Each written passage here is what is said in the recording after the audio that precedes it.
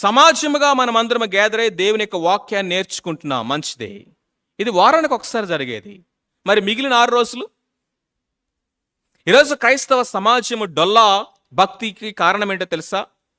బలము లేనటువంటి, శక్తి లేనటువంటి ఒక డొల్లా జీవితానికి కారణం ఏంటంటే, పైకి భక్తి గలవారైండి దాని శక్తిని ఆశ్రయించలేనటువంటి వారిగా ఉండటానికి కారణం ఏంటంటే, కేవలము మనం ఆదివార భక్తికి అలవాటైపోయాము. వాక్యం వినాలంటే మళ్ళీ ఆదివారం దాకా వెయిట్ చేయాలా, ఆరాధించాలంటే మళ్ళీ ఆదివారం దాకా వెయిట్ చేయాలా, పాటలు పాడాలంటే మళ్ళీ ఆదివారం దాకా వెయిట్ చేయాలా? మరి మిగిలిన 6 రోజులు ఏం చేస్తావు? దేవుడు నీతో వ్యక్తిగతంగా మాట్లాడే సమయాన్ని దేవునికి నువ్వు గనక ఇవ్వకపోతే, దేవుని స్వరాన్ని వినకపోతే మనం ఏమవుతుందో తెలుసా? భక్తుడు అంటున్నాడు, మనుషుడు రొట్టె వలన మాత్రము కాదు, దేవుని నోట నుండి వచ్చి ప్రతి మాట వలన బ్రతుకును.